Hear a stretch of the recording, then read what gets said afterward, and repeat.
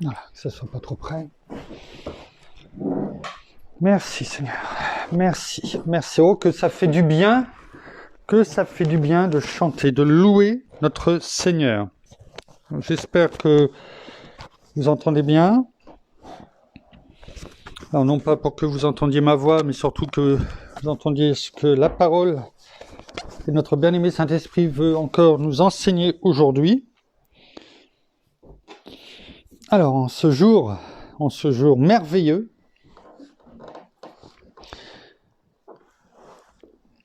donc avant de commencer à lire,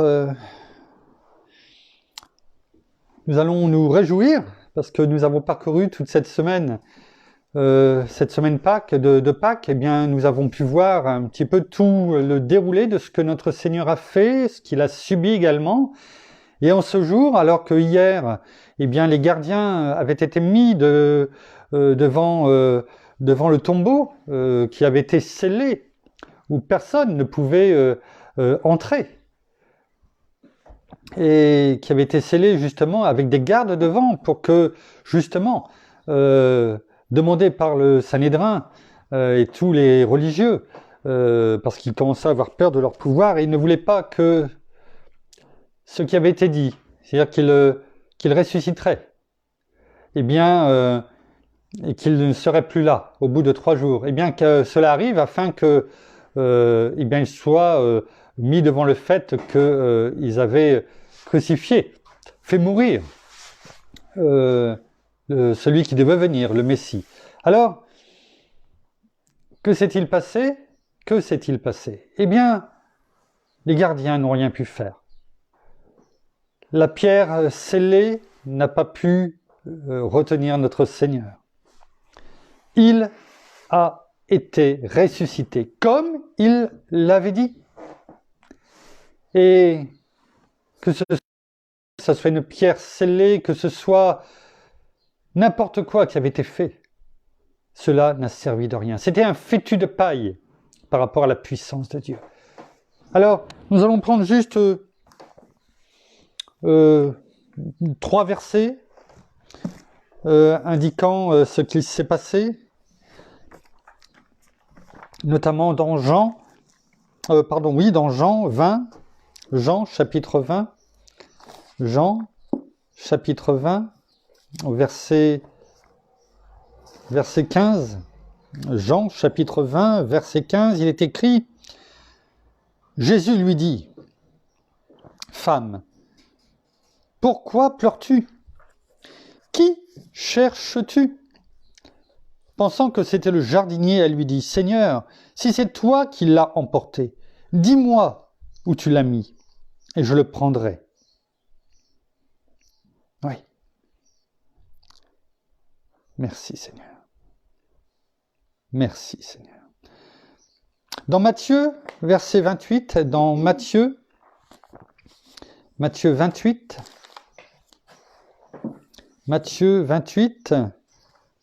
verset 6, il est écrit: Il n'est pas ici. En effet, il est ressuscité, comme il l'avait dit. Venez, voyez l'endroit où il était couché. C'est l'ange qui parlait aux femmes qui étaient venues pour embaumer la sépulture. Et voyons à nouveau dans Jean, toujours le chapitre 20, mais cette fois-ci au verset 15, pardon, verset 20.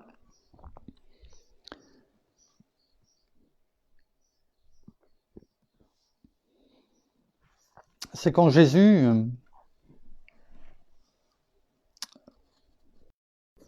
je lis.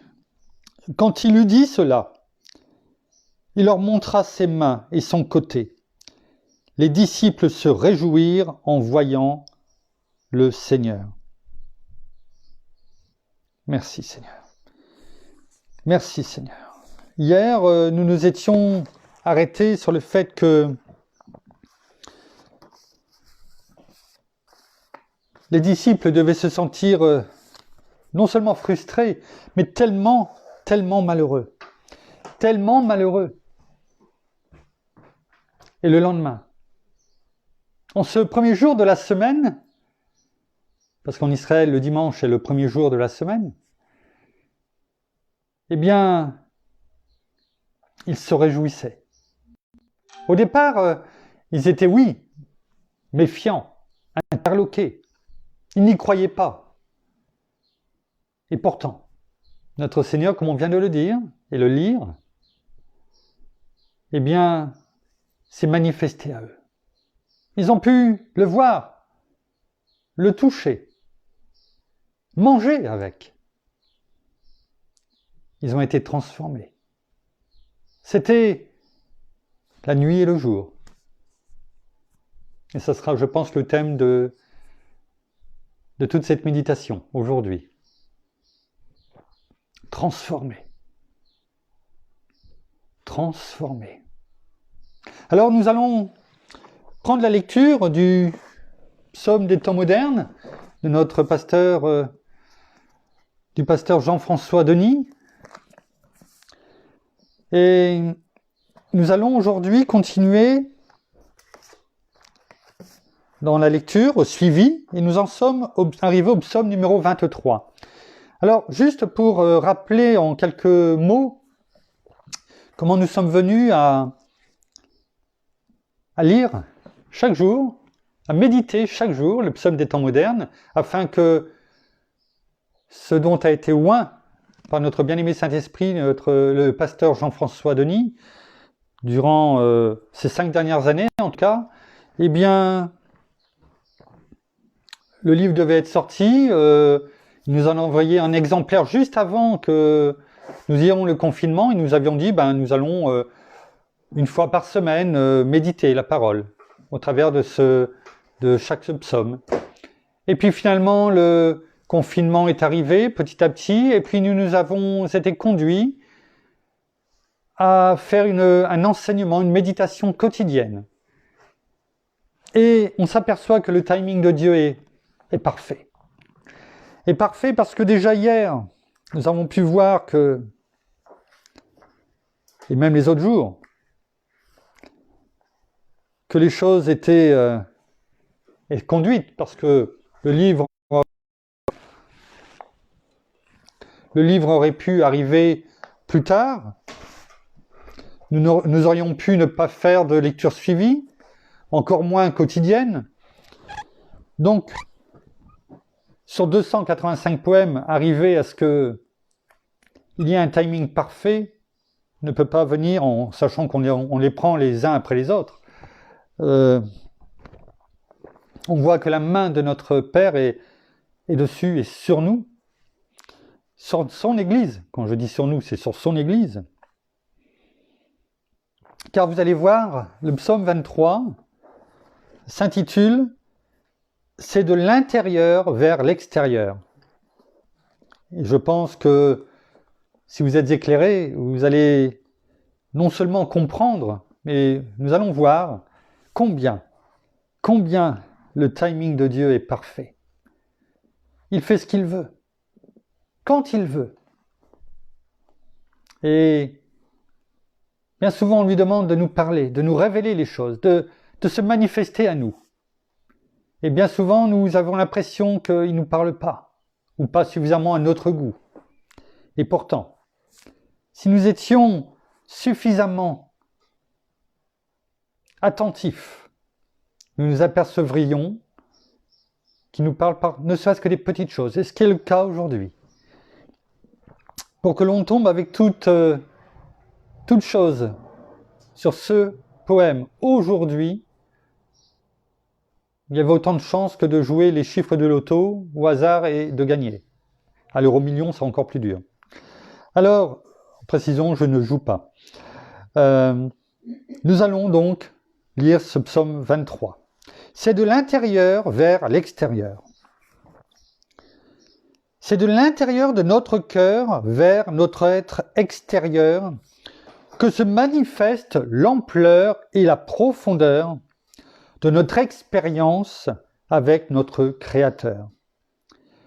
Une expérience seulement extérieure n'est jamais le reflet de ce qui se vit vraiment à l'intérieur, car c'est de l'intérieur vers l'extérieur que se révèlent quotidiennement nos vraies valeurs, issues d'une expérience authentique avec celui que l'on appelle le consolateur. Alors, pour toi, mon frère, ma sœur, si tu souhaites vivre en plus que vainqueur, je te souhaite à ton tour ce cœur à cœur avec Christ, ce Sauveur. Il pardonnera toutes tes erreurs. Il te remplira de joie, de paix et de bonheur. Il redonnera à tes muscles la vigueur. Il te révélera toute sa splendeur. Expérimente-le de l'intérieur vers l'extérieur. Donne-lui et remets-lui tout entier ton cœur. Mets aujourd'hui de côté toutes tes peurs. Confie-lui tous tes maux, tous tes malheurs. Mets ta confiance en lui et appelle-le toi aussi Seigneur. C'est alors que tu sauras qu'il désire avec toi cette relation de profondeur, provoquant ainsi de l'intérieur de ton cœur vers ton être extérieur cette relation durable, t'amenant à réaliser ô combien pour lui tu as de la valeur. Merci Père, merci Seigneur, merci bien-aimé Saint-Esprit pour ce poème, ce psaume en ce jour. Merci. Alors, avant de rentrer en détail dans tout ce que nous venons de lire et dans ce que la parole veut nous révéler ce matin, Pasteur Jean-François nous a laissé une recommandation, je dirais, en note. Romains, chapitre 2, versets 28 et 29. Alors on va tout de suite le prendre, parce que c'est la parole qui nous révèle toutes choses. Donc voyons Romains 2, versets 28 et 29, ce que nous dit ces deux versets. Ce que nous disent ces deux versets. Romains 2, versets 28 et 29. Il est écrit. Là on parle, c'est l'apôtre Paul qui parle sur la circoncision, la vraie circoncision. Est-ce que c'est la comparaison avec le gentil? On va dire le gentil, c'est celui qui était à la base païen, mais qui n'était pas juif, et qui est devenu obéissant à la parole en Christ, et qui va juger, en fait, toute proportion gardée, dans les paroles, le juif désobéissant. Le juif qui, lui, par contre, par la loi, est circoncis physiquement. Alors, il est écrit au verset 28-29, le juif, ce n'est pas celui qui en a les apparences. Et la circoncision, ce n'est pas celle qui est apparente dans la chair. Mais le juif, c'est celui qui l'est intérieurement. Et la circoncision, c'est celle du cœur, selon l'esprit et non selon la lettre. La louange de ce juif ne vient pas des hommes, mais de Dieu. Amen. N'oublions pas que on parle du peuple juif, du peuple de Dieu, celui qui a été choisi par Dieu. N'oublions pas que, en tant qu'enfants de Dieu, nous sommes rattachés, nous faisons partie de son peuple au sens large, et nous sommes rattachés. Nous sommes la branche qui a été rattachée, accrochée à l'arbre qui représente le peuple juif. Alors oui, c'est vrai que la vraie circoncision, on l'a déjà dit dans les différentes méditations, dans les GDM, dans les cultes, la vraie circoncision, ce n'est pas celle qui est faite selon la chair, c'est celle qui est faite selon le cœur. On a pu le dire même selon aussi Abraham, qui n'était pas circoncis à la base et qui pourtant avait la foi, cette foi inébranlable, qui a suivi, qui a obéi à notre Père, à Dieu, lorsqu'il lui a dit de partir, et pourtant il n'était pas circoncis.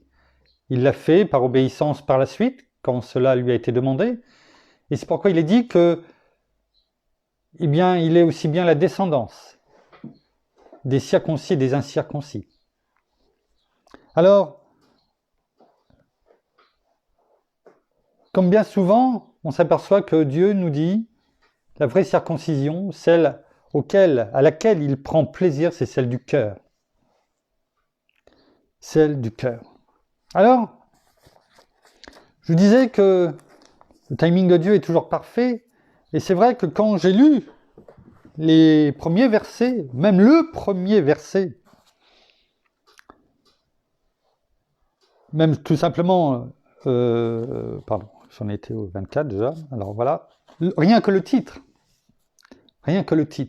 du psaume 23, je me suis dit merveilleux, merveilleux, merci Père, tu es tellement merveilleux, une fois de plus tu me montres que ton timing est parfait. C'est de l'intérieur vers l'extérieur. Et tout de suite, m'est venue cette image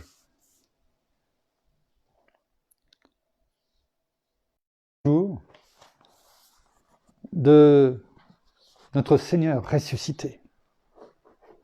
Oui, c'est de l'intérieur vers l'extérieur. De l'intérieur de cette grotte, ce caveau, dans lequel ce tombeau, dans la montagne, dans la roche dans laquelle il avait été mis, avec cette pierre qui fermait tout.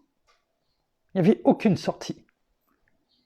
C'est de l'intérieur de cette grotte qu'en ce jour, il est passé vers l'extérieur. Et c'est une belle image, de l'intérieur vers l'extérieur. Des ténèbres, du noir complet, car il n'y avait rien, du noir complet, vers la lumière. Merci Père, merci pour avoir permis de conduire toutes choses en son temps, pour que ce psaume tombe aujourd'hui, en ce jour. Merci, parce que bien-aimé Saint-Esprit, tu conduis toutes choses dans le nom de Jésus. Alors oui, notre Seigneur est ressuscité, il est vivant. Il est sorti, il est passé de l'intérieur, du séjour des morts, vers l'extérieur, la lumière, la vie, de la mort à la vie. Un peu, cette image me vient là maintenant, comme lors d'un accouchement. Le bébé est à l'intérieur, pendant 9 mois environ. Il est à l'intérieur, il ne peut pas sortir, il est coincé. Peut-être qu'il se dit, il n'y a rien d'autre, je ne sais pas. Il pourrait se dire, il n'y a rien d'autre. J'avais déjà partagé cette image-là de 2 bébés, des jumeaux qui étaient dans le corps de la maman, et il y en a un qui disait, mais si, j'entends maman, j'entends papa, je les entends, il y a quelque chose à l'extérieur. Et puis l'autre qui dit, mais qu'est-ce que tu veux? Mais il n'y a rien d'autre à l'extérieur, il n'y a rien. C'est une question de foi. On sort ou on ne sort pas. Là, il n'y a pas le choix dans cette image-là. Et c'est la même chose. Il sort, il passe de l'intérieur à l'extérieur. Non pas de la mort, mais il est obligé de sortir pour vivre sa vie, pour respirer. C'est un peu cette image-là pour nous. Nous avons besoin de cette respiration, cet oxygène spirituel, afin de vivre, tout simplement. Alors, notre Seigneur est passé des noirceurs de la grotte, de l'intérieur, des rochers, et il est sorti, et il est passé à l'extérieur. Alors, on s'aperçoit, et ça va être le fil rouge, je dirais, de toute cette méditation, que tout vient du cœur une fois de plus. C'est une question de cœur. C'est une question de cœur. Le cœur, en fait, est le centre de la vie. Tout le monde le sait. Le jour où le cœur s'arrête, nous quittons cette terre. Donc le cœur, c'est déjà physiquement le centre de la vie. Mais c'est aussi le centre de la vie spirituelle. Alors, notre cœur doit être, premièrement, soigneusement gardé. Nous allons voir ce que la parole, au fil de cette méditation, nous dit. Alors, il y a des versets qui vont être des rappels, hein, parce que, bien sûr, bien souvent, on a parlé du cœur. Donc, le cœur est le centre de la vie. Il doit être soigneusement gardé. Et on peut le voir en Proverbe 4, chapitre 4, verset 23. Il est écrit « Garde ton cœur plus que toute autre chose, car de lui viennent les sources de la vie. »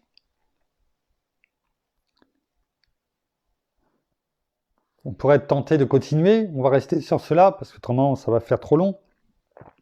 Donc déjà, il y a une conduite. Il y a une conduite. Garde ton cœur, plus que toute autre chose, car de lui viennent les sources de la vie. On parle du cœur, on parle de la source. Je vous renvoie sur les dernières méditations, on en a parlé du cœur, mais aussi surtout de la source divine. Le cœur détermine aussi le caractère. On le voit dans Proverbe 23, au verset 7. Proverbe 23, au verset 7. Il est écrit « Car il est tel que sont les arrière-pensées de son âme. Mange et bois, te dira-t-il, mais son cœur n'est pas avec toi. » Là, on parle des pensées mauvaises, de l'hypocrisie aussi, de personnes qui nous disent certaines choses, mais qu'en fait, ils le disent plus pour nous faire tomber. Vas-y, mange et bois. On verra demain. Mange et bois, profite de la vie. Oui, combien de fois on entend ça? Oui, profite de la vie, fais telle chose, vis tes propres expériences. Voilà, va dans le monde. Profite. Vis. Et cela conduit tout simplement dans les voies tortueuses, dans les ténèbres, à s'enliser. Oui. Dans des sables mouvants dans lesquels quelquefois nous n'arrivons même plus à nous raccrocher et nous sombrons. Oui. Nous sombrons toujours plus. Voyons ce que dit Matthieu. Matthieu, chapitre 6, verset 18. Il est écrit « Afin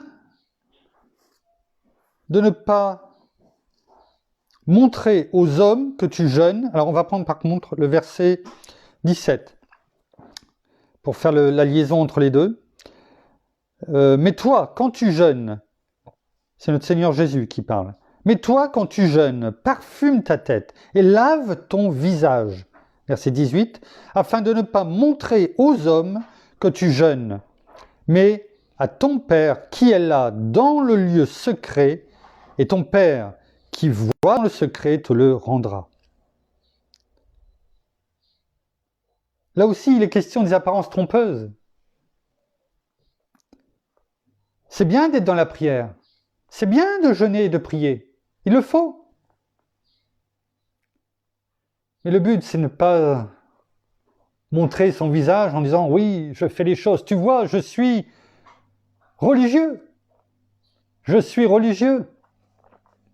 Je jeûne, je prie. Regarde ma tête. » Mais non, notre Seigneur nous dit « Parfume-toi. Lave ton visage. Et une belle apparence, en fait. Extérieure, peut-être. Mais, ton Père qui est dans le secret voit ton cœur et te le rendra.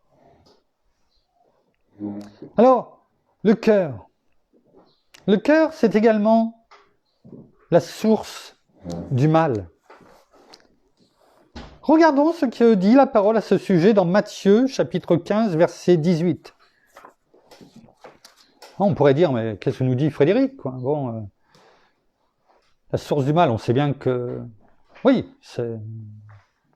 on sait c'est qui. Oui. Matthieu 15, verset 18. Il est écrit « Mais ce qui sort de la bouche provient du cœur, et c'est ce qui rend l'homme impur. » Oui. On parle là des mauvaises conversations, du cœur méchant de l'homme. Notre cœur est méchant. Notre cœur est méchant. C'est pourquoi nous devons, comme on a pu le voir tout à l'heure, demander chaque jour à notre bien-aimé Saint-Esprit, garde notre cœur plus que toute autre chose, car de lui viennent les sources de la vie. Ouais. On parle des sources du mal. C'est aussi la source de la vie, les bénédictions, à partir du moment où notre cœur est gardé. Mais le cœur de l'homme, à la base, est méchant. Attention. Le cœur, notre cœur, contrôle aussi la parole. La parole. Voyons ce que dit Luc au chapitre 6, au verset 45.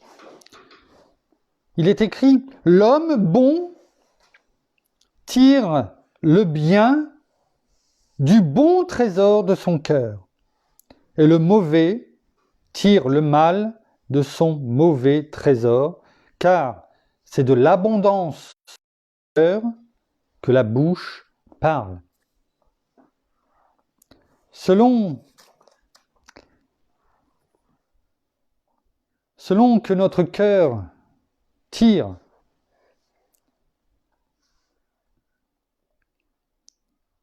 et que notre trésor, en tout cas, est dirigé dans la bonne direction, et ça on a pu déjà le méditer, eh bien, notre cœur dira des choses bonnes.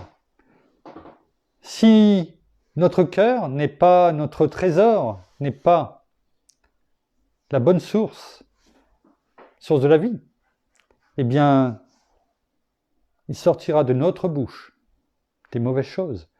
Où est notre trésor ? Où est notre trésor ? Ailleurs, il est dit, là où est ton trésor, là est ton cœur. Alors, la question qu'on se pose ce matin, c'est où est notre trésor ? Où est ton trésor aujourd'hui ? Il suffit quelquefois tout simplement de s'écouter parler. Et si on prend quelques instants pour s'écouter, ah oui, on peut le faire. Eh bien, on saura tout de suite où est notre trésor. Merci.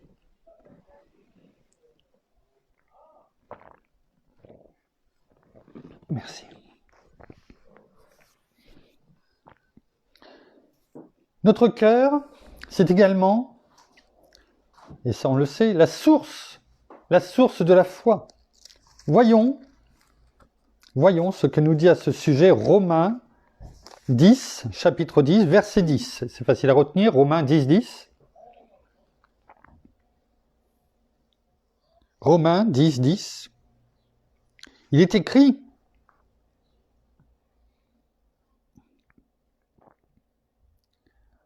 et on peut prendre même le verset 9. Allez, on va être gourmand, on va même prendre le verset 8. De 8 à 10. En fait, la Bible doit être dans notre cœur. Nous devons avoir en permanence la Bible dans notre cœur. Et nous verrons que quelque part, c'est facile. 2 mots. C'est facile. La Bible dans le cœur. Versets 8 à 10, chapitre 10 de Romains. Que dit-elle donc? La parole est près de toi, dans ta bouche et dans ton cœur. Or, c'est la parole de la foi que nous prêchons.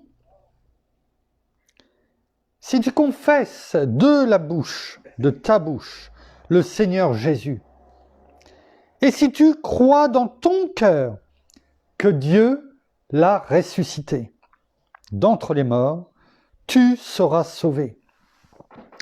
Car en croyant du cœur, on parvient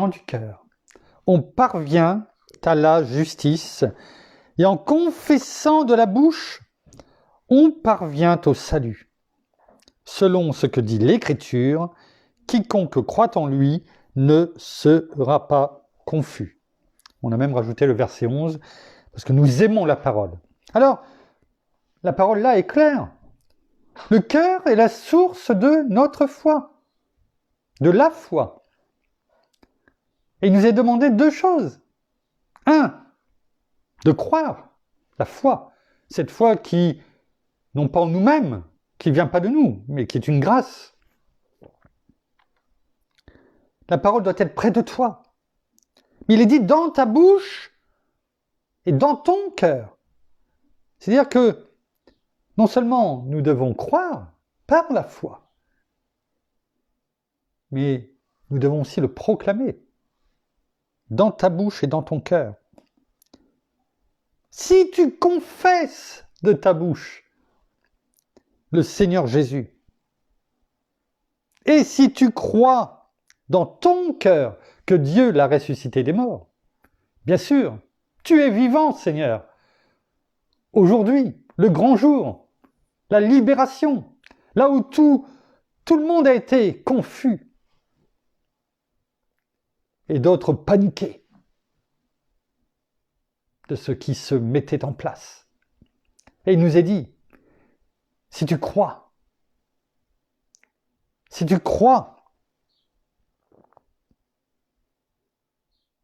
dans ton cœur que Dieu l'a ressuscité des morts, et si tu confesses de ta bouche le Seigneur Jésus, alors tu seras sauvé. Il nous est bien dit qu'il y avait 2 choses. Croire qu'il est ressuscité des morts par notre Père et notre bien-aimé Saint-Esprit, et confesser de la bouche notre Seigneur Jésus. Alors tu seras sauvé. Il y a 2 choses, 2 conditions. C'est bon de se le rappeler. En ce jour,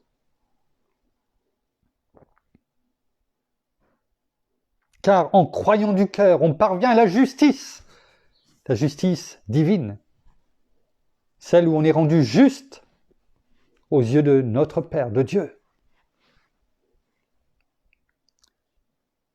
Et en confessant de la bouche, on parvient au salut. En confessant de la bouche, on parvient au salut, selon ce que dit l'Écriture, quiconque croit en lui ne sera pas confus. C'est-à-dire sera sans honte. Sera sans honte. Nous n'avons pas à avoir de honte, comme le dit Romains 1, 16, 17, notamment au verset 16, « Car je n'ai pas honte de l'Évangile. C'est une puissance de Dieu pour le salut de quiconque croit, du juif premièrement, puis du grec. » Tout le monde peut venir et recevoir le salut en croyant par cette foi donnée par grâce et par la confession de sa bouche.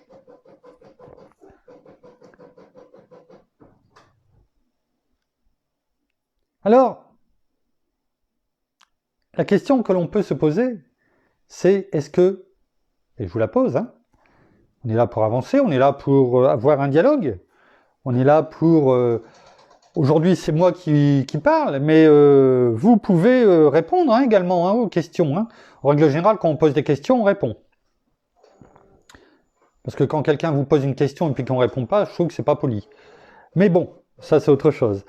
Et la question que je vous pose, que je me suis posée et que je vous pose, c'est: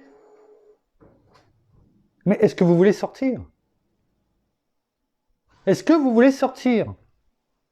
Alors beaucoup vont dire: bah oui, encore plus en ces temps de confinement, on veut sortir. On veut sortir, on veut aller dehors, on veut aller prendre le soleil, on veut aller au jardin. Est-ce que vous voulez sortir? Est-ce que chacun d'entre nous est prêt à sortir de sa grotte et de passer à la lumière? Alors je ne sais pas quelle est votre grotte aujourd'hui, dans quelle noirceur vous êtes, peut-être aucune, gloire à Dieu, mais si c'est le cas, est-ce que nous avons envie de sortir? Ou est-ce que nous préférons rester dans le noir? Est-ce que nous sommes prêts à affronter ce qui nous attend dehors? Est-ce que nous sommes prêts à sortir à la lumière? Sans masque? Sans lunettes de soleil? Parce qu'il faut que les gens nous voient Christ en nous, dans nos yeux. Est-ce que nous sommes prêts non pas à être éblouis, mais à éblouir les personnes par Christ qui rayonne et qui brille en nous? Alors oui, qu'est-ce qui pourrait nous retenir dans cette grotte? Bien, l'ennemi lui-même, tout ce que nous pouvons avoir comme soi-disant richesse. Alors, quand je dis richesse, c'est peut-être la télévision, Canal+, enfin bon, j'en sais rien, Netflix, ça peut être pour certains, je sais pas, aller en discothèque, enfin j'en sais rien, bon, on pourrait en rajouter et plein de choses. Toutes ces distractions mondaines dont on a parlé, je crois, hier. Est-ce que nous sommes prêts à abandonner tout ça, à les laisser derrière nous, dans cette grotte, et de sortir? Pour faire quoi? Pour vivre selon les commandements de la parole. Car n'oubliez pas, on l'a déjà pu le voir souvent dans Jean 14, celui qui garde mes commandements, qui garde ma parole, c'est celui qui m'aime. Et celui qui m'aime sera aimé de mon Père, et moi aussi je me manifesterai à lui. C'est la solution, la seule, le seul chemin. De toute façon, il n'y a qu'une seule sortie et une seule entrée.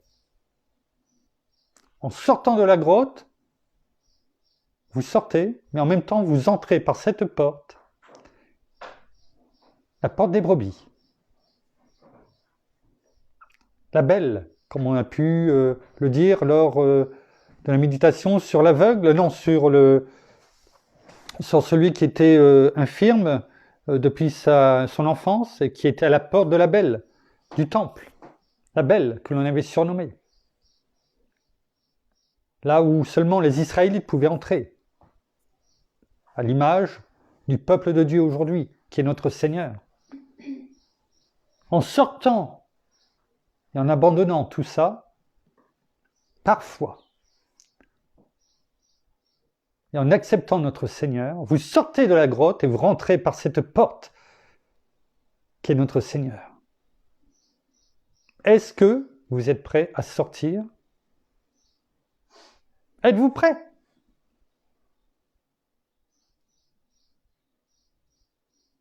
Là est la question. Notre Seigneur est sorti pour nous. Il a souffert pour nous, il est ressuscité et il est vivant pour nous. Pour nous permettre, nous-mêmes aujourd'hui, de sortir de notre grotte, de cette noirceur.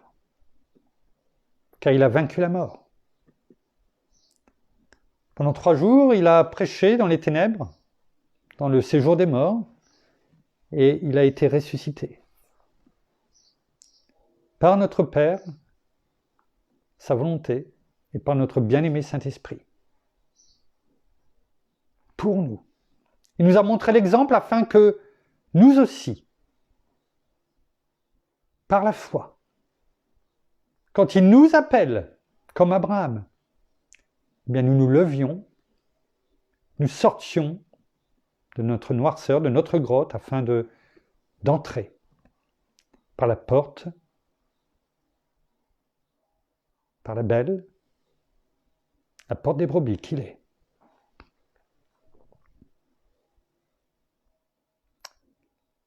Mais pour cela, il faut passer obligatoirement par ce que l'on appelle une régénération.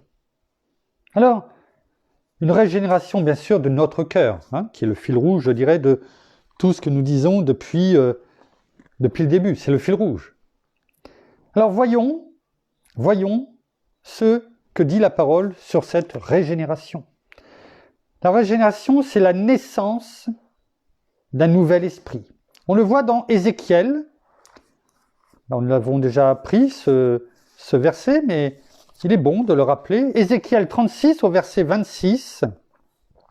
Ézéchiel 36 au verset 26, il est écrit « Je vous donnerai un cœur nouveau, et je mettrai en vous un esprit nouveau.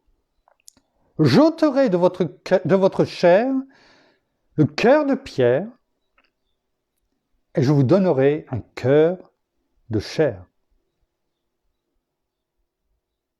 On peut même prendre le verset 27.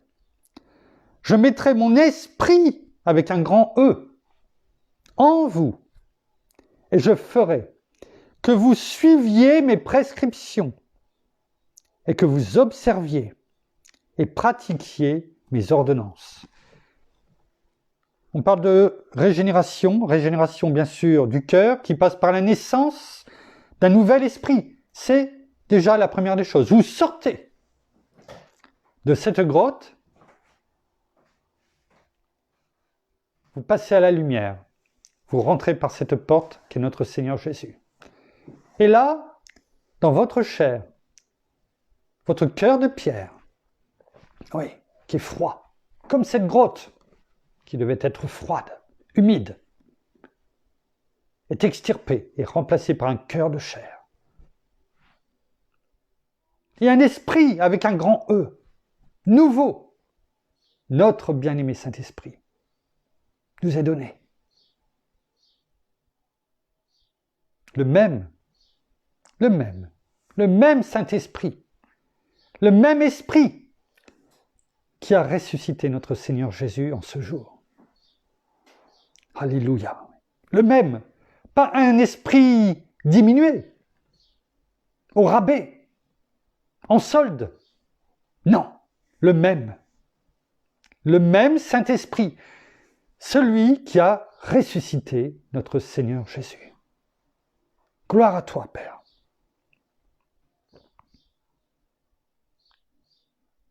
Oui. Donc, la régénération, c'est-à-dire déjà la naissance d'un nouvel esprit.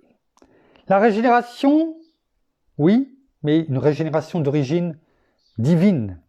On le voit dans Jean, un très beau verset. Jean, que vous avez déjà dû lire, je pense. Dans Jean, chapitre 1,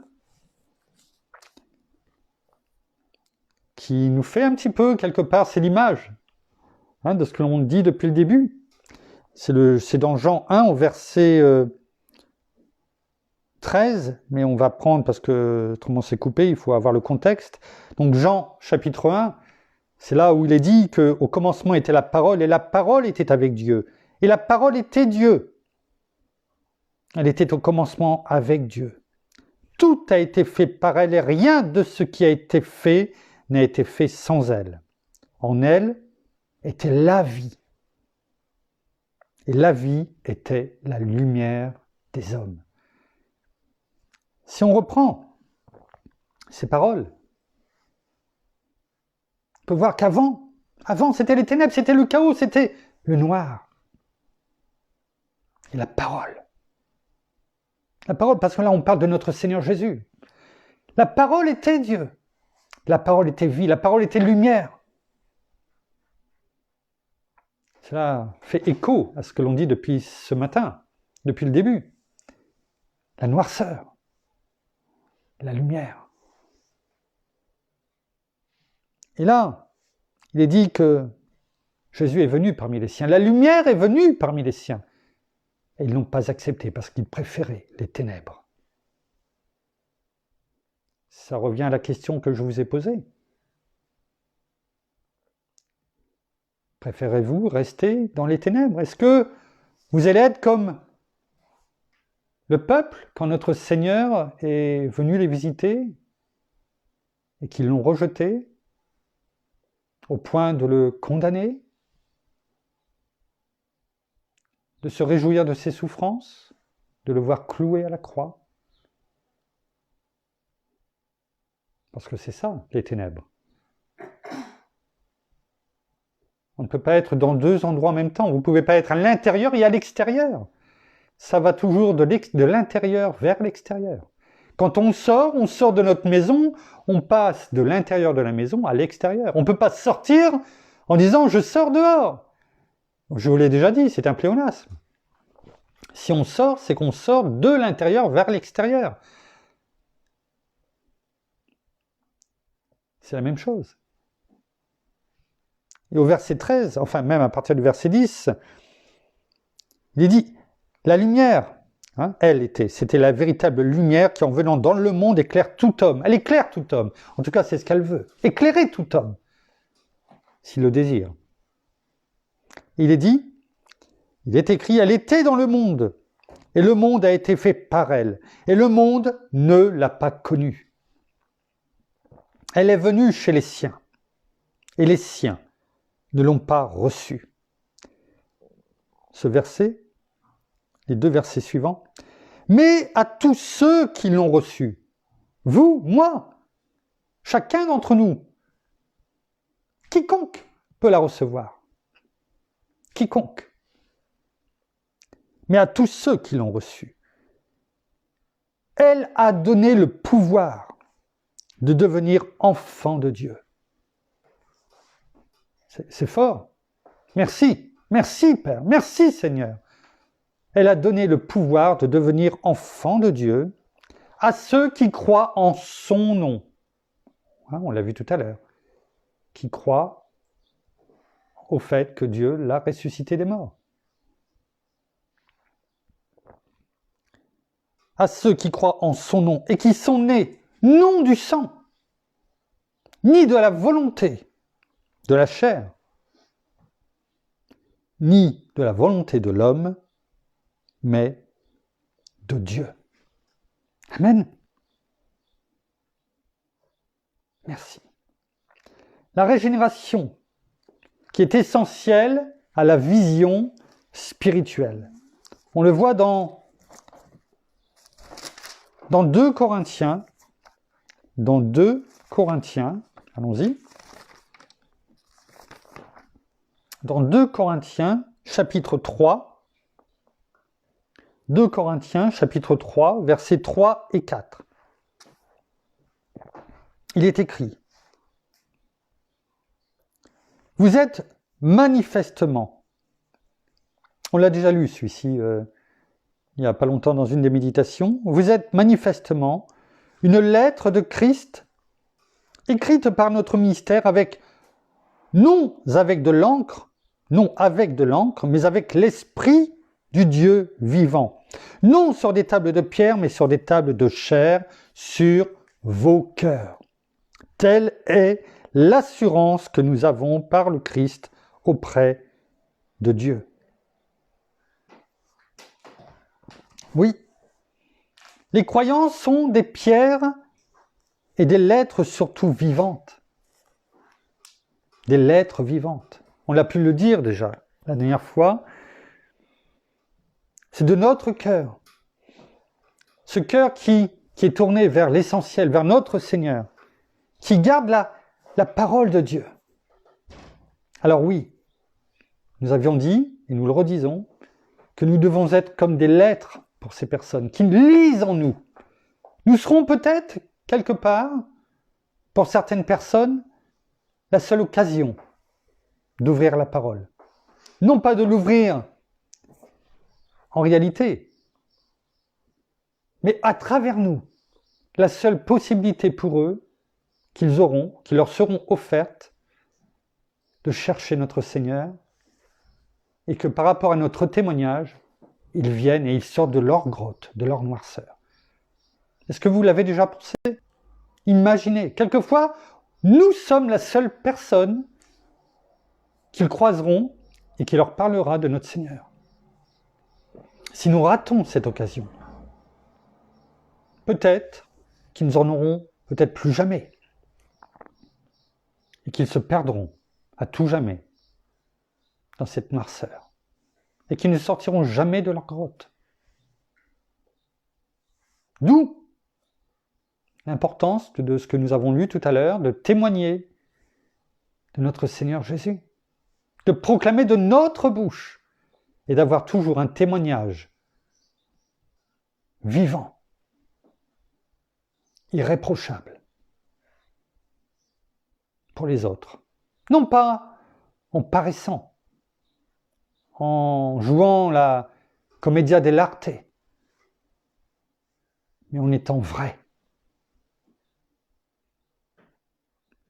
En restant aussi intègre dans nos voies à chaque seconde de nos vies. La régénération. Par la régénération, nous sommes une nouvelle aussi, nous devenons une nouvelle créature. Voyons ce que dit 2 Corinthiens 5 au verset 17. Il est écrit, « Si quelqu'un est en Christ, il est une nouvelle créature. Les choses anciennes sont passées. Voici, toutes choses sont devenues nouvelles. »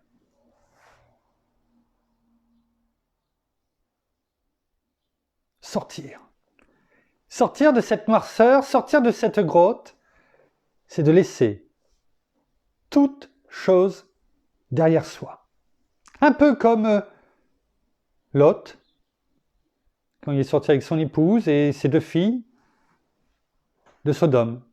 Ils ont laissé tout derrière eux, tout, absolument tout. Et c'est ce qui nous est demandé. Si nous voulons vraiment sortir de cette grotte, c'est de laisser toutes choses derrière nous.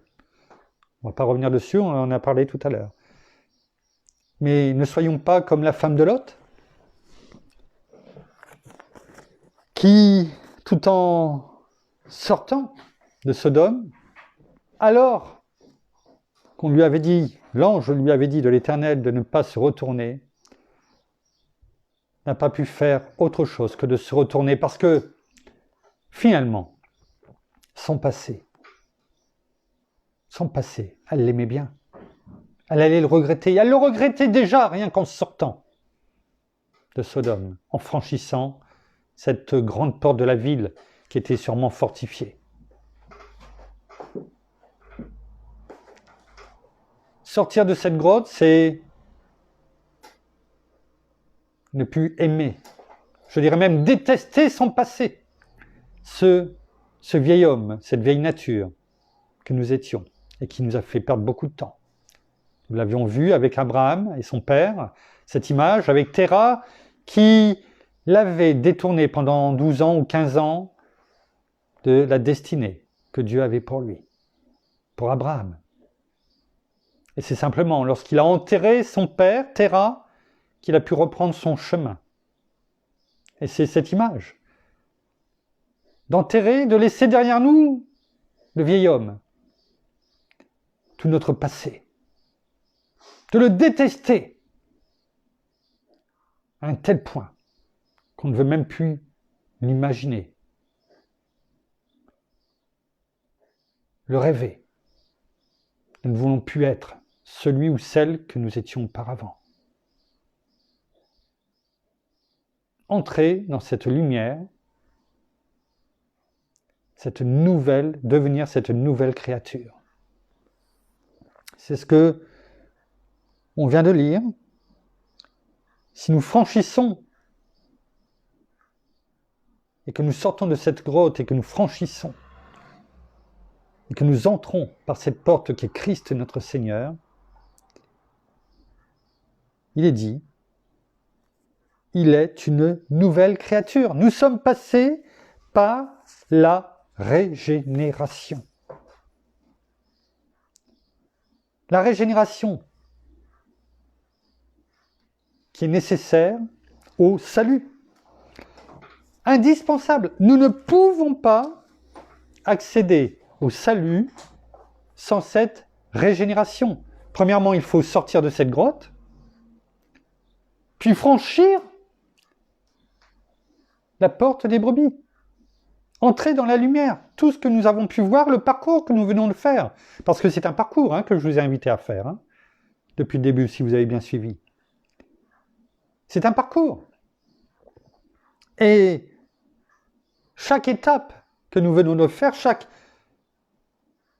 balise que nous venons de faire est nécessaire pour arriver au salut.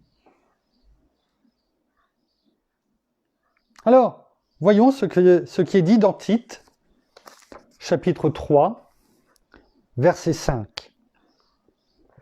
Il est écrit, en parlant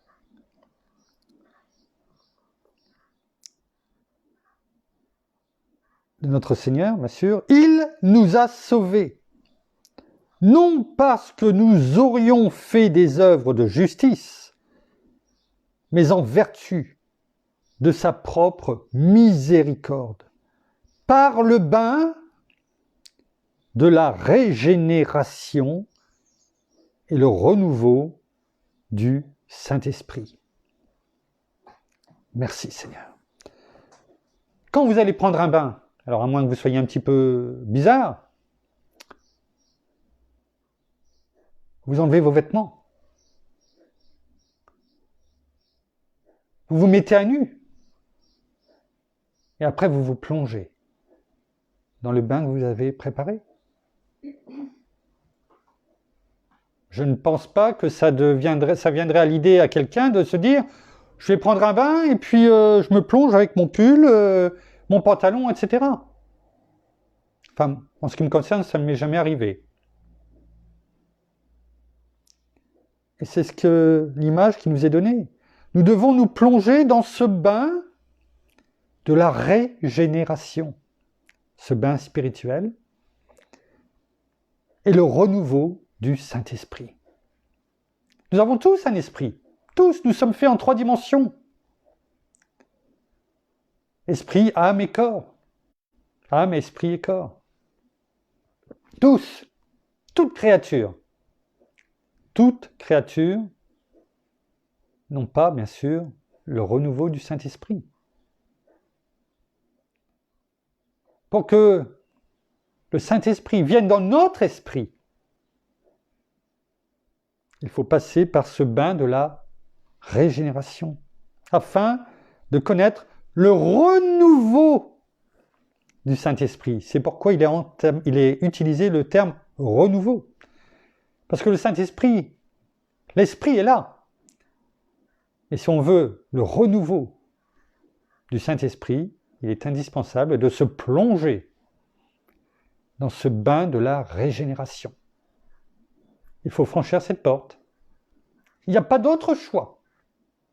Sortir de la grotte, abandonner toute chose et se plonger dans ce bain de la régénération.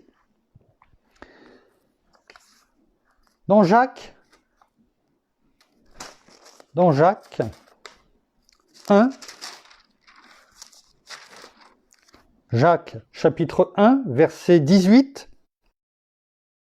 Jacques 1, verset 18, il est écrit « Il nous a engendrés selon sa volonté par la parole de vérité, afin que nous soyons en quelque sorte les prémices de ces créatures. » nous avions déjà pu voir les prémices que c'était. Hein, c'était ce que bien souvent comment dirais-je, les agriculteurs, enfin, amenaient de leur récolte, en tout cas en Israël, dans l'Ancien Testament, et amenaient les prémices, les premières, comment dirais-je, récoltes, hein, au temple. Et nous sommes les prémices de Dieu en Christ Jésus. Nous sommes ses prémices. C'est pourquoi il nous a engendrés, selon sa parole, par la parole de vérité. Oui. Écoutez et pratiquez la parole. Oui. Dans 1 Pierre, chapitre 1, verset 3.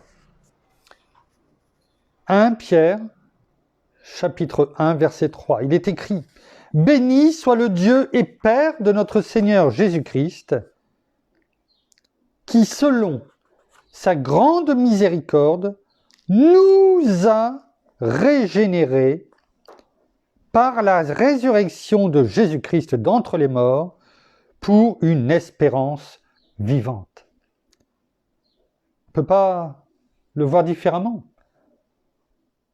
Le salut passe par la régénération. Et cette régénération est nécessaire au salut. Qui, selon sa grande miséricorde, nous a régénérés par la résurrection de Jésus-Christ d'entre les morts. C'est-à-dire que ce qui s'est passé aujourd'hui, il y a environ 2000 ans, la résurrection de Jésus était nécessaire pour que, en Christ, nous soyons régénérés. C'est tout ce que nous voyons, ce cheminement depuis le début. La régénération ne peut se faire aussi que par la parole de Dieu. On le voit dans 1 Pierre, chapitre 1, toujours, verset 23. 1 Pierre, chapitre 1, verset 23. Il est écrit « Vous qui avez été régénérés, non par une semence corruptible, mais par une semence incorruptible, par la parole vivante et permanente de Dieu. » Voilà cette semence incorruptible par laquelle nous sommes régénérés. La parole de Dieu, cette semence incorruptible, la parole vivante et permanente de Dieu. Dans 1 Jean,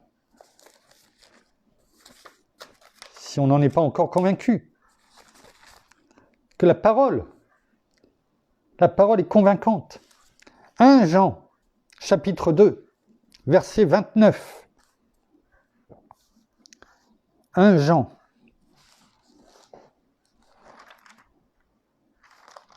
chapitre 2, verset 29.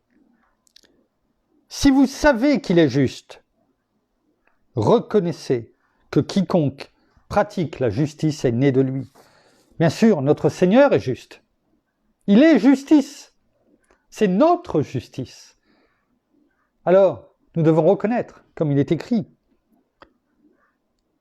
que quiconque est né de lui, est né en Christ Jésus, est sorti de sa grotte, est passé par la porte, est passé par tous ces bains de régénération que nous venons de voir. Donc nous devons à ce moment-là reconnaître que cette personne est juste, que notre frère, notre sœur est juste.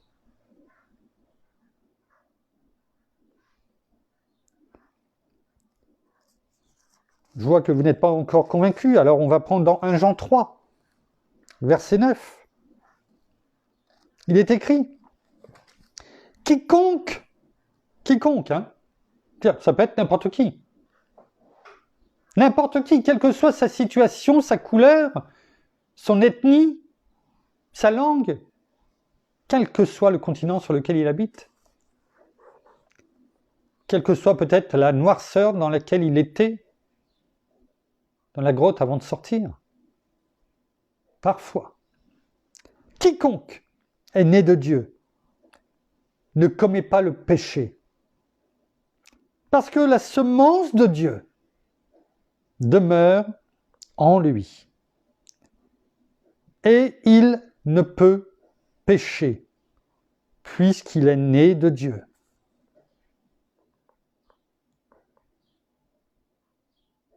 On pourrait même rajouter, ça peut ne pas nous faire de mal, le verset 10. C'est par là que se manifestent les enfants de Dieu et les enfants du diable. La lumière, une fois sorti de la grotte, ou lorsque l'on demeure dans la grotte. Quiconque ne pratique pas la justice n'est pas de Dieu. Rester dans notre grotte, c'est de ne pas pratiquer la justice, parce que notre justice, la justice, c'est notre Seigneur Jésus. Quiconque ne pratique pas la justice n'est pas de Dieu, non plus que celui qui n'aime pas son frère. Notre frère, c'est celui que nous venons de parler auparavant. Si on le reconnaît comme quoi il est né de Dieu. Si on n'aime pas son frère ou sa sœur spirituelle, né de Dieu, ou, bien sûr, encore plus, si on est resté dans notre grotte, nous sommes toujours dans la noirceur et nous ne sommes pas enfants de Dieu. La parole est claire, je veux dire, je ne l'ai pas inventée, vous pouvez la retrouver. Elle est dans 1 Jean 3, chapitre 3, verset 9. 1 Jean 4, verset 7. Il est écrit, bien-aimés, aimons-nous les uns les autres, car l'amour est de Dieu, et quiconque aime est né de Dieu et connaît Dieu. Il est même précisé au verset 8, si on n'a pas encore bien compris, celui qui n'aime pas n'a pas connu Dieu, car Dieu est amour. C'est ça qui... Tout cela n'est possible que par la régénération de notre cœur, mais par la parole. La parole qui est sur notre cœur, la Bible, comme nous l'avons pu la voir tout à l'heure. Sans cela, notre cœur humain ne peut pas comprendre, ne peut pas aimer.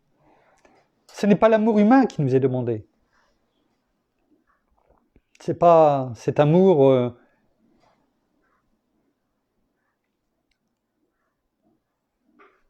démonstratif, mais pour faire plaisir.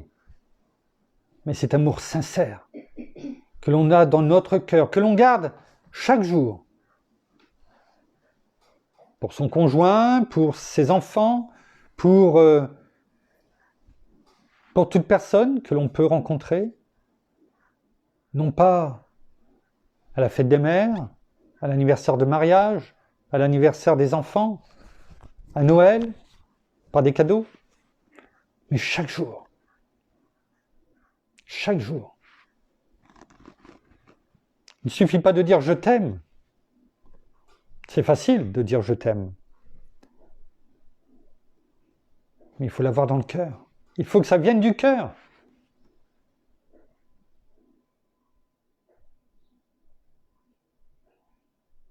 C'est ça le plus important. N'oubliez pas que Dieu voit au cœur. Il connaît toutes choses. Il connaît même les paroles que vous allez dire avant de les prononcer, même vos pensées. Nos pensées. Donc à combien plus forte raison il sait si sincèrement nous l'aimons. Il ne suffit pas de dire « je t'aime Seigneur ». C'est pourquoi il est dit, ce n'est pas parce que tous ceux qui disent « Seigneur, Seigneur, Seigneur » entreront dans le royaume des cieux. Il ne suffit pas de dire « Seigneur, Seigneur, Seigneur ». Dieu regarde au cœur, non pas forcément à tout ce qui sort de notre bouche, car nous l'avons pu le voir, de notre bouche sortent beaucoup de choses, et tout ne vient pas malheureusement de Dieu. Alors, attention, je vais me permettre de m'hydrater.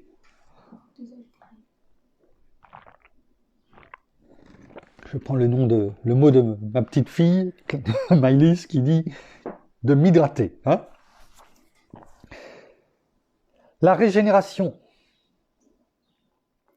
obtenue uniquement, parce que nous l'avons vu, tout cela, et on vient de le dire, ça fait le pont, je dirais, avec ce qui vient, qui ne peut être obtenu que par le moyen de la foi. Uniquement. Uniquement. Ce n'est pas possible autrement. Le cœur humain est pécheur, est mauvais, n'est pas droit. On a pu le voir dans ces dernières méditations. C'est simplement par ce don gratuit de notre Seigneur Jésus, qu'est notre Seigneur Jésus, par la grâce qu'il nous a donnée, par la foi qu'il nous donne, que nous pouvons être régénérés. 1 Jean 5, verset 1. Il est écrit « Quiconque croit que Jésus est le Christ est né de Dieu. Et quiconque aime celui qui l'a engendré, aime aussi celui qui est né de lui. » À ceci, nous reconnaissons que nous aimons les enfants de Dieu quand nous aimons Dieu et que nous pratiquons ses commandements. On revient toujours à la même chose. Hein. Pratiquons les commandements, gardons-les dans notre cœur. Non seulement à ce moment-là, on aime notre Seigneur, notre Père nous aime, notre Seigneur se manifeste à nous,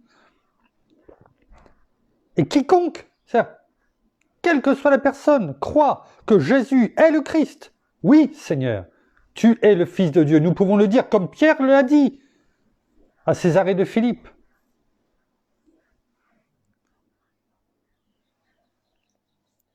Et quiconque aime celui qui l'a engendré, c'est-à-dire notre Père, aime aussi celui qui est né de lui, c'est-à-dire notre frère ou notre sœur, comme nous avons pu le dire précédemment. Merci Seigneur. Alors, la régénération est essentielle pour une chose que notre Seigneur a fait, c'est-à-dire nous donner cette vision. Je dis bien vision, et non pas songe. Cette vision. Pourquoi ? Parce que un songe, c'est pendant qu'on dort. Merci. Alors qu'une vision, c'est aussi pendant que nous sommes réveillés. Et nous sommes bien réveillés. Parce que nous avons suffisamment dormi. Pendant toutes ces années où nous avons été dans les ténèbres, aveuglés, dans le noir, nous avons dormi.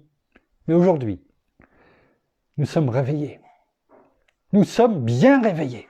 Parce que nous connaissons, non pas nous, mais la connaissance qui nous est donnée, la sagesse divine, comme nous avons déjà pu le méditer. Alors oui, nous sommes bien réveillés, c'est une vision, cette vision que nous avons, cette espérance vivante comme avait Abraham. Et nous avons ces mêmes, n'oublions pas, ces mêmes promesses qui m'ont été faites, elles sont nôtres, cette vision. Aujourd'hui, non pas demain, mais aujourd'hui déjà, de la vie éternelle. Tout cela, tout ce que notre Seigneur a subi pour nous, jusqu'à la fin, volontairement, c'est pour que nous ayons aussi cette vision, cette espérance, là, pendant qu'on vous parle, de la vie éternelle. Est-ce que vous avez déjà cette vision ? Ou est-ce que vous pensez que tout ce que vous avez autour de vous, conjoint, enfant, matériel, c'est formidable. Vous êtes bénis. Merci Seigneur. Merci Père. Mais c'est pas ça le plus important. Oui, ça c'est une une bénédiction que Dieu nous donne. Parce qu'il ne veut pas que ses enfants soient à mendier. Ce n'est pas ce qu'il veut de nous.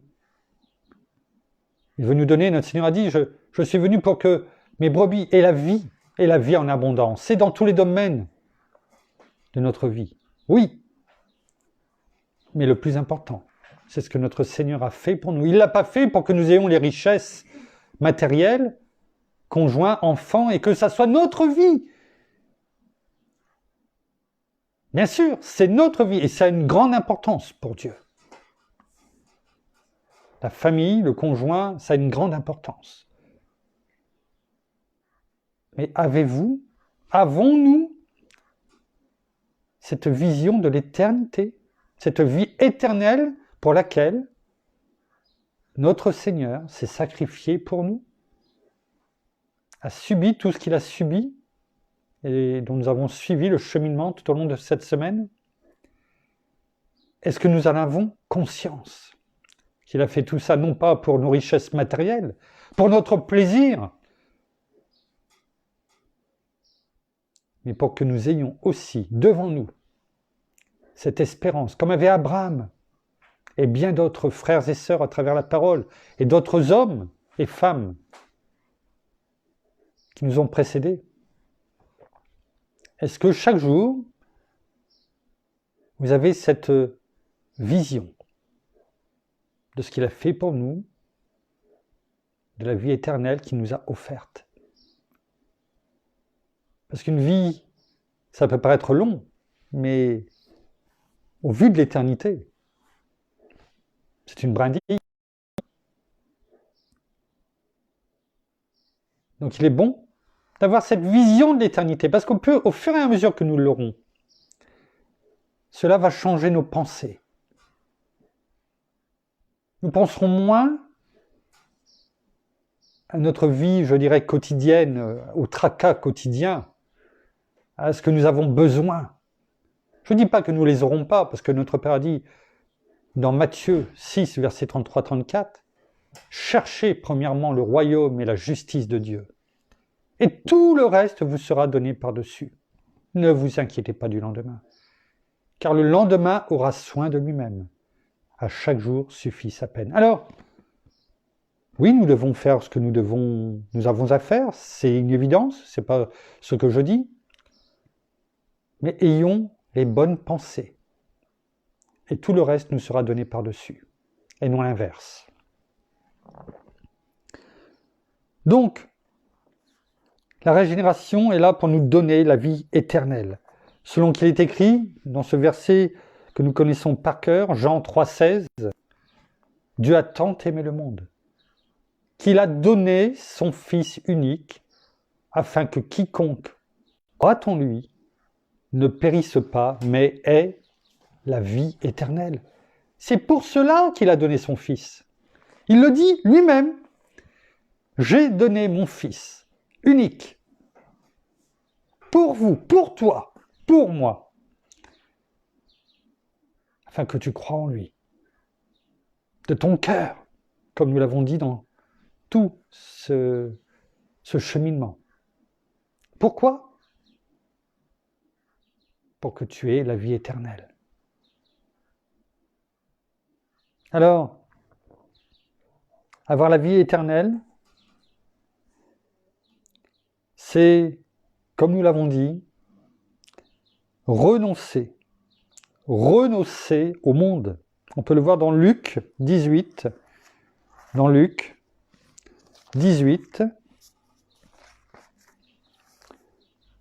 versets 28 à 30.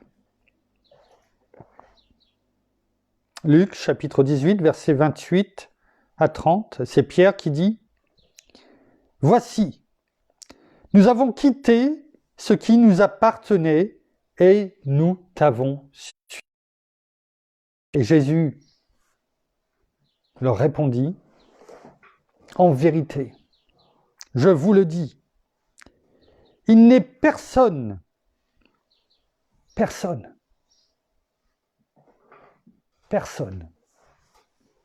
qui, ayant quitté à cause du royaume de Dieu. Maison, femme, frères, parents ou enfants ne reçoivent beaucoup plus dans ce temps-ci et dans le siècle à venir la vie éternelle.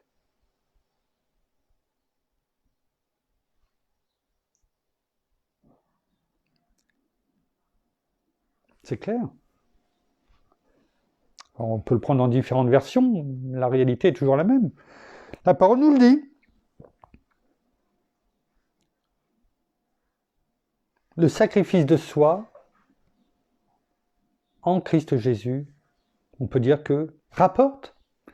Combien de nous, d'entre nous, sommes là, presque au quotidien, à chercher comment on pourrait placer peut-être son argent? Ce que l'on pourrait faire pour que nous soyons mieux, plus à l'aise peut-être financièrement, matériellement, etc. Où placer son argent pour que ça rapporte 0,10, 0,20% de plus. Ça n'ira à rien du tout. Alors que notre Seigneur nous dit, suivez-moi. Quittez toute chose. Laissez derrière vous et sortez de votre grotte. Abandonnez, je t'ai appelé. Et tu m'as suivi, mais tu ne le regretteras pas. Tu ne le regretteras pas. Et quand il a appelé Pierre et tous les autres disciples, eh bien, ils n'ont pas hésité. Ils sont sortis de leur grotte et ils ont tout laissé derrière eux. Notre Seigneur nous demande d'avoir la foi. D'avoir la foi en lui,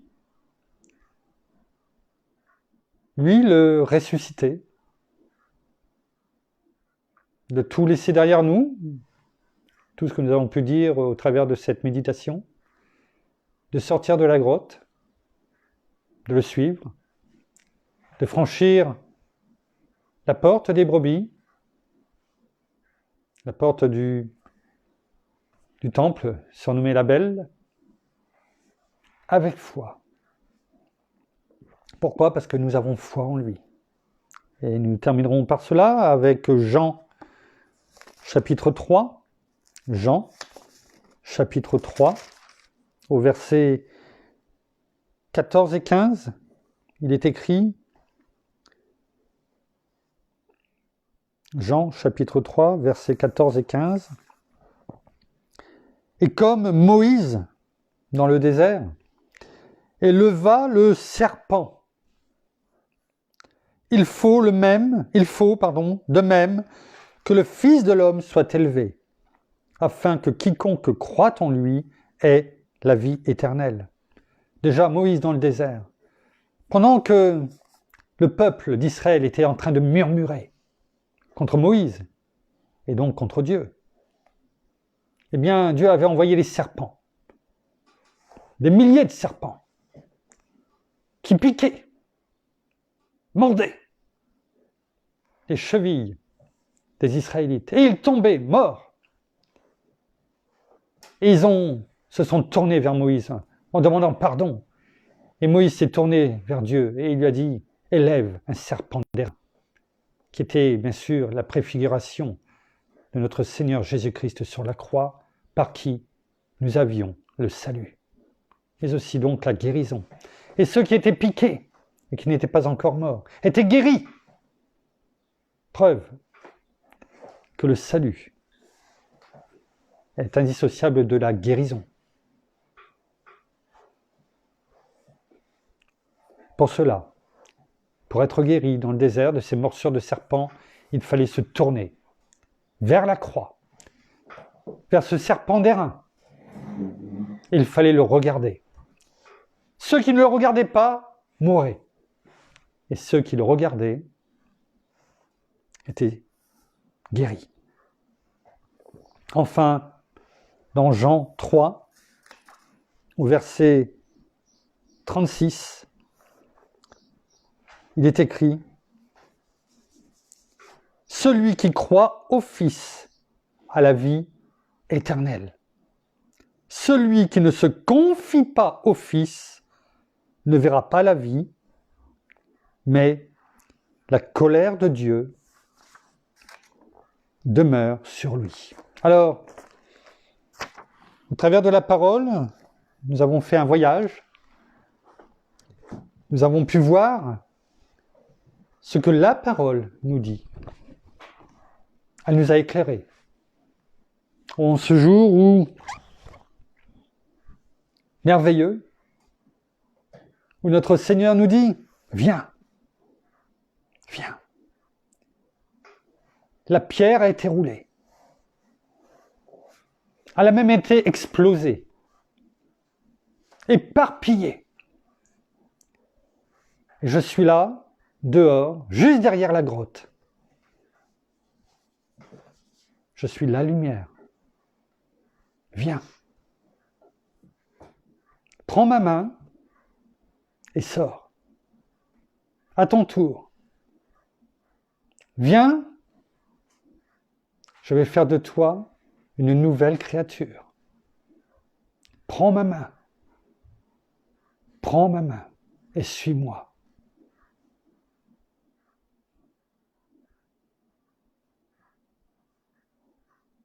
Tu ne manqueras jamais de rien. Je pourvoirai à tous tes besoins. Je ne te délaisserai pas et ne t'abandonnerai point. Je te tends la main. J'ai vaincu la mort. Je suis vivant. Et je t'appelle aujourd'hui à me suivre. Alors viens, lève-toi, suis-moi, comme Lazare, qui est sorti de sa grotte et qui pourtant était mort depuis plusieurs jours. Il a été ressuscité. La pierre a été roulée. Tous ces bandages ont été retirés. Et tout a été laissé derrière lui. Il est sorti. Il a vécu. C'est ce message que notre Seigneur, au travers de sa résurrection, aujourd'hui, par notre bien-aimé Saint-Esprit, que notre Père a désiré, ce même Saint-Esprit, comme je vous le disais, qui est en nous aujourd'hui, alors, à chacun de faire ce choix, un choix personnel. On ne peut pas le faire pour vous. La parole vous a été annoncée. Il vous tend la main. À vous de la prendre ou de la refuser. Merci, Père. Merci, Seigneur. Merci, bien-aimé Saint-Esprit, pour ton enseignement encore ce matin, que tu nous as